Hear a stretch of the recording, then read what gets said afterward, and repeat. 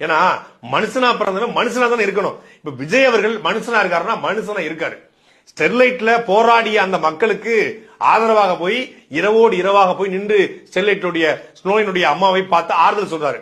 NEET தேர்வில் இறந்து போன அனிதாவுடைய அம்மாவையும் தங்கச்சியும் பார்த்து அண்ணனை பார்த்து ஆறுதல் சொல்றாரு. மெர்னா கடற்கரையில் மக்கள் ஜல்லிக்கட்டுக்கு போராடிய பொழுது அந்த மக்கள் போய் நிக்கிறாரு. மனுஷனா இருக்காரு.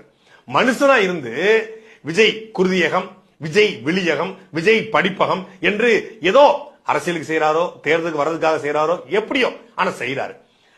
என்னுடைய ரசிகர்களை நான் அரசியலுக்கு வருவேன், அரசியலுக்கு வர்றது உறுதி, போர் வரும்போது சொல்ற இச்சச்ச கச்சச்ச கச்சச்ச இச்சச்ச அப்படின்னு ஏமாத்தல.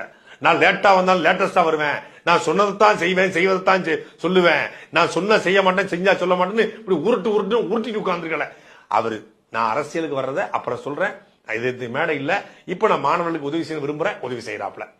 படிக்க வைக்கணும்னு சொல்லி படிப்பகம் சொல்லி ஆரம்பிக்கிறார். அந்த நோக்கத்தை விடுங்க, ஆனா செய்யற செயல் சிறப்பான செயல். குருதியகம்ங்கிற பேர்ல லட்சக்கணக்கான யூனிட் ரத்தங்களை விஜயோட ரசிகர்கள் கொடுக்கறாங்க, உணவு அளிக்கிறாங்க, விஜயோட பிறந்த நாள்ல உணவு அளிக்கிறாங்க. ஆனா என்றைக்காவது ஒரு நாள் ரஜினிகாந்த் இப்படி தன்னுடைய